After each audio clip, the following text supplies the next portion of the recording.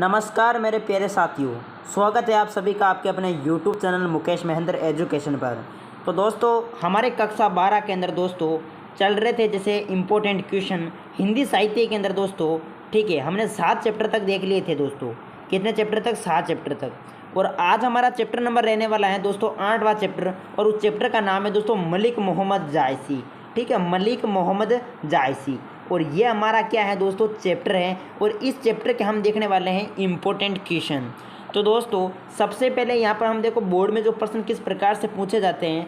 यहाँ पर हम देखो अति लघुतरात्मक प्रश्न उत्तर भी देखेंगे, लघुतरात्मक भी देखेंगे और निबंधात्मक भी देखेंगे। ठीक है, तो दोस्तों यहाँ पर आप देख सकते हैं पहला क्वेश्चन दे रखा है कि क्वेश्चन दे रखा है कि जायसी द्वारा लिखित 12 मासा जो है वो किस काव्य से लिया गया है। इंपॉर्टेंट क्वेश्चन है दोस्तों। इस क्वेश्चन को आपको अच्छे से याद रखना है कि जायसी द्वारा, जो मलिक मोहम्मद जायसी हैं, इनके द्वारा जो लिखित है 12 मासा, ये किस काव्य से लिया गया है। तो इसका उत्तर लिखा गया है कि 12 मासा जो है वो जायसी कृत के पद्मावत प्रबंध के काव्य से लिया गया है। दोस्तों जो कहाँ से लिया गया है कि जायसी कृत जो है ये पद्मावत प्रबंध काव्य से लिया गया है, याद रखना है। इसके बाद दूसरा क्वेश्चन दे रखा है कि 12 मासा के पदों का वर्ण्य विषय क्या है। 12 मासा के पदों का वर्ण्य विषय क्या है? उत्तर लिखना है कि 12 मासा के पदों में जो है नायिका जो है, नायिका ये नागमती के वीर्य का वर्णन है, जिसमें शीत ऋतु के 4 महीनों का क्रम जो है वो पूर्व वर्णन है।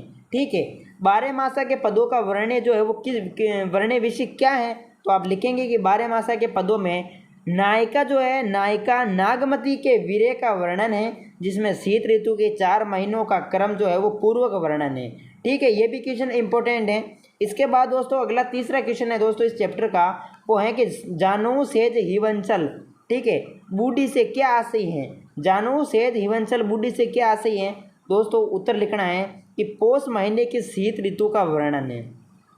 ठीक है, अपन जो पौ महीना बोलते हैं, पौष महीना, इसकी शीत ऋतु जो है, शीत ऋतु उसका वर्णन है, जिसमें सेया मानो जो है बर्फ से ढकी हो जैसा प्रतीत होती है। ठीक है, तो याद रखना दोस्तों, जानू सैया हिवंचल बूढ़ी से क्या आशय है?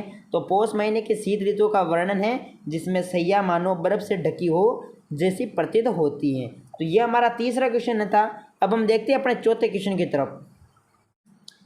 चौथा क्वेश्चन है दोस्तों कि जायसी की प्रमुख काव्य कृतियाँ कौन कौन सी है, बताइए।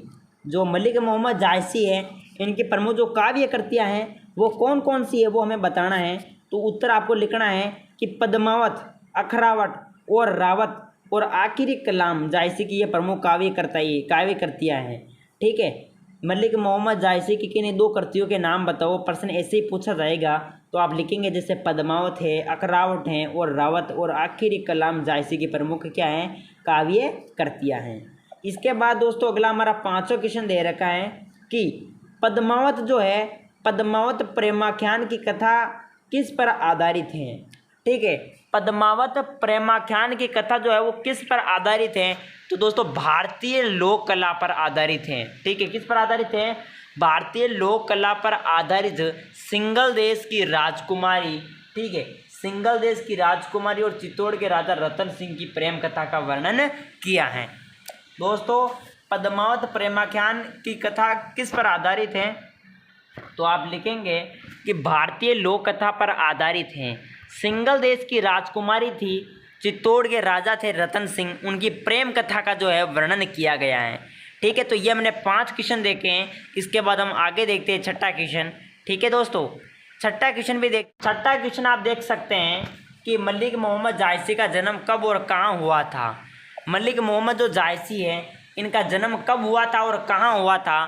तो आप लिखेंगे कि मलिक मोहम्मद जायसी का जो जन्म है वो 1942 में 1492 में हुआ था। कब हुआ था दोस्तों?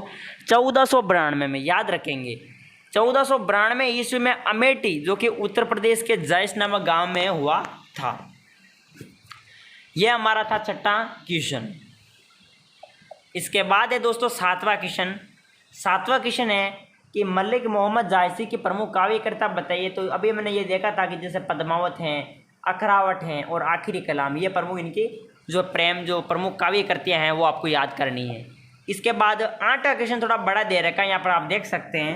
ठीक है, कि भाई माघ के महीने में विरहिणी को क्या अनुभूति होती थी।